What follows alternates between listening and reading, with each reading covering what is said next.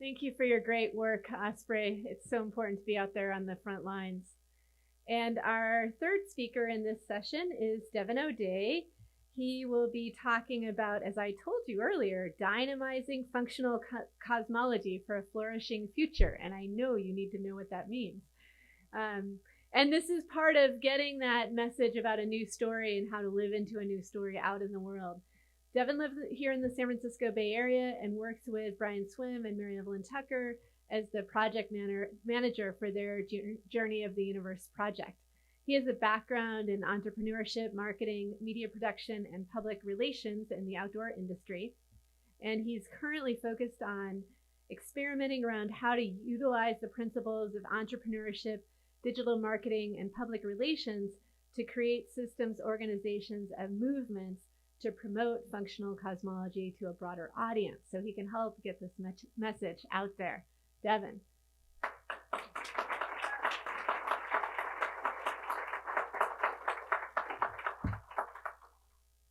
Hello. I'm very happy to be here today. It is such amazing company to be a part of. I am just 30 years old and find myself humbled to be part of such an amazing community. So as it was mentioned, I work with Brian and Mary Evelyn as the project manager for Journey of the Universe, a project that Thomas Berry called an articulation of a functional cosmology. So project manager for a functional cosmology, what does that mean? Still in the process of figuring that out, but I hope that this presentation will give some insights into what we're thinking and how we're thinking about it.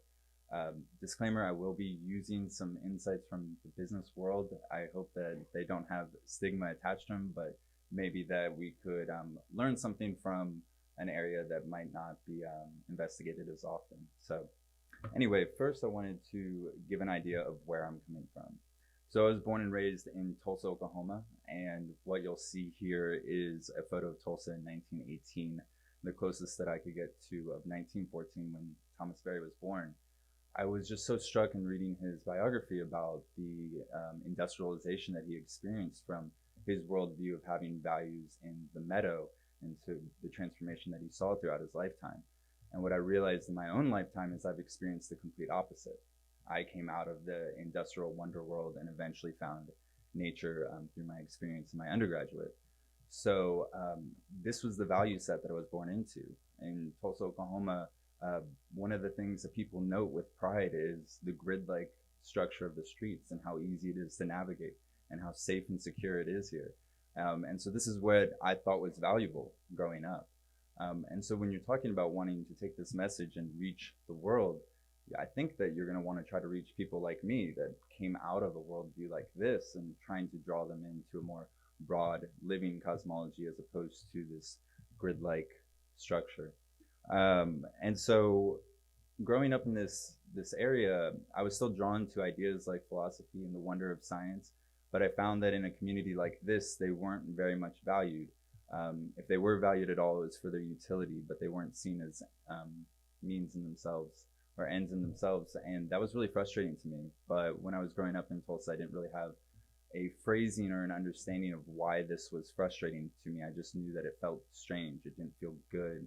It felt dishonest, and it lacked some sort of richness that I associated with life. But I didn't have words for it. And so I kept searching. So that's when I went to do my undergraduate at the University of Arkansas, where I went to study in the Ozarks. And the Ozarks were my meadow. That was where I was really able to connect wonderfully with nature. I went on a course to study biochemistry, philosophy, and classical studies, thinking that I was going to go to medical school. But what happened was the further I went down those roads, the more sterile I felt. I went down an analytical mindset, and I lost my connection to the web of life, and that didn't feel good either. So it wasn't until I studied Taoism and Buddhism through philosophy that I was able to reconnect to nature. And eventually when I got into medical school, I was so disenchanted by the academic process that I deferred my enrollment there and joined in a startup outdoor clothing company with some of my friends, where I was able to kind of get an ad hoc MBA. That's where I studied business strategy, business operations, media generation, things like branding, which is, not the best word, but it is a beautiful thing when you get to the core of it. And I really learned a lot during that time. And one of the things that was really valuable to me when I was in the business world is I learned how value is organized and managed by an operation, and how that value is communicated to the public. That was something that was just so interesting to me, to see putting together products that you think are valuable, and to see the public respond in a way where they're willing to exchange their value for them, and getting that kind of feedback loop of understanding what's working and what's not. So during my time in that entrepreneurship, one of my friends handed me Universe is a Green Dragon, which was a wonderful moment in life. Kind of just, sometimes I just think of that was like the universe handing me the book and set me off on just a completely different course. And it led me down a path to read things like The Universe Story and Dream of the Earth and Journey of the Universe. And it started to articulate something that I didn't know that I was missing. And that was this idea of a functional cosmology. But with the idea of a functional cosmology comes the counterpart to it, which was dysfunctional cosmology. That was really what was so emotionally resonant for me, was growing up not really understanding why I was frustrated and not really having a context of what I was born into. This phrase of dysfunction or of functional cosmology gave me wording to be able to articulate where I was coming from, and it really situated myself, not just my objective understanding of myself from a scientific or a historical perspective, but from the first person experience of being me, of, okay, this is what I've been experiencing, a dysfunctional cosmology. So that was very helpful. It allowed me to wrap my head around what I was experiencing. And it didn't allow me to solve the problem, but I at least could manage my relationship to it at some level. I could say where I am, I'm in a dysfunctional cosmology, and where I'd like to go, I would like to live in a functional cosmology with the rest of the people in my community. So to give some words from Thomas Berry on functional cosmology, there's so many quotes where functional cosmology comes in and out of his work. It was very hard to choose some, but I really like this one, as functional cosmology as an antidote to dysfunctional cosmology and a catalyst for the creative energy that's needed for the transformation that's ahead. Within this functional cosmology, we can overcome our alienation and begin the renewal of life on a sustainable basis. This story is a numinous, revelatory story that could evoke not only the vision, but also the energies needed to bring ourselves and the entire planet to a new order of survival. And I think that this is such a critical value of what functional cosmology can offer the planet, is this energy that we, with the task that's ahead, it seems so daunting. And to know that at the core of what we're offering is so much energy to be activated. I know that that's what I felt in my own experience of it, is when you take in the story of the universe and you situate yourself as part of this grand story, you feel so energized. And I think that that's a feeling that people have lacked for the better part of their life, if not the entirety of it. And what a gift to offer that to not just someone that you're close to, but the general public. So another perspective of functional cosmology in action here is from The Universe Story with Thomas Berry and Brian Swim. What the Ecozoic era seeks ultimately is to bring the human activities on Earth into alignment with the other forces functioning throughout the planet, so that a creative balance will be achieved. When the curvature of the universe, the curvature of the Earth, and the curvature of the human are once more in their proper relation, the Earth will then arrive at the celebratory experience that is the fulfillment of earthly existence. And I love this idea of a creative balance with the other forces that are operating with the universe. I think that's something that I've been seeking my whole life, and I think that a lot of people are always drawn to, is how can we be in a creative balance with the other forces. And then this idea of a curve, this fundamental feature of the universe that's holding it all together but is open to the spontaneities of the future. I think that's really powerful as well in this postmodern era where everything feels so fragmented. This idea that there can be some curve or something that's holding it together, it's if nothing else, it's comforting, but it's also very beautiful.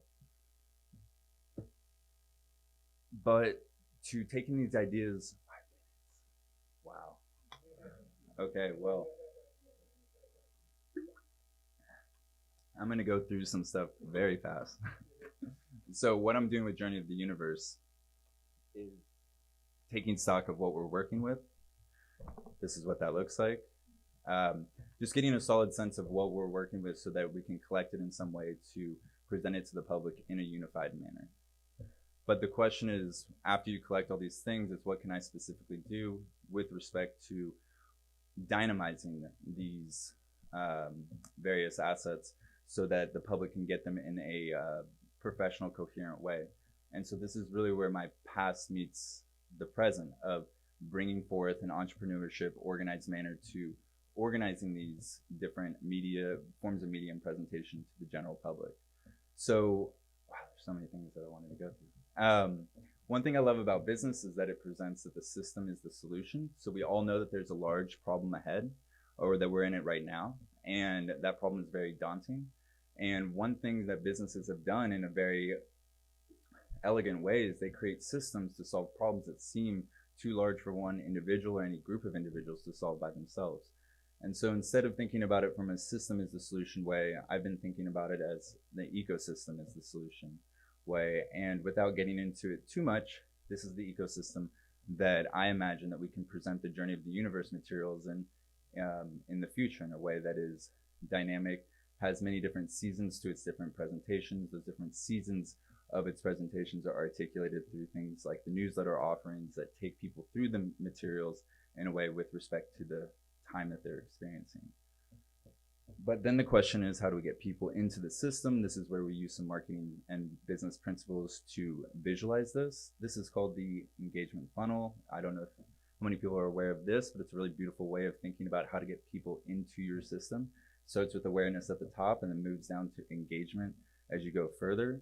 You can think of the things that we have to offer across this funnel. So at the top, it takes less energy to engage with this information. But as you move down, you're having a more deep, sustained experience with the information.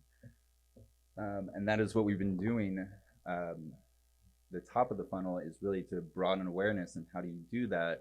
Well, one way is to make the website as responsive and easy to access as possible. So we've redeveloped that, have a newsletter that connects and can be shared to as many different people as possible, to put the conversation series that have been in video format into a broader medium through podcasts and things like that.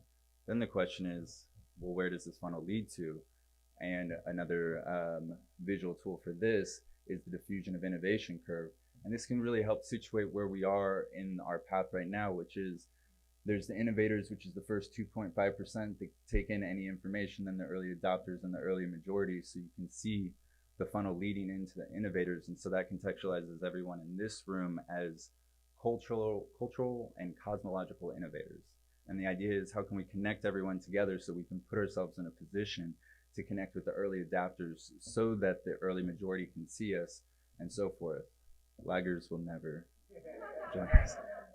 So one final idea that I'd like to share with you is from the Golden Circle.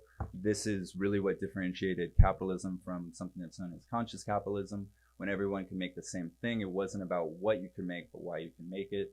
That is why companies like Nike and Apple have been able to stand out in the field, even though their products aren't that different. What's really interesting about all of our whats, all of our things that we have to offer the public, is that our why is as strong as you can get. You know, why should you connect with the videos or films or books or essays that we have? Well, I'll leave that as an open question, but it's very powerful.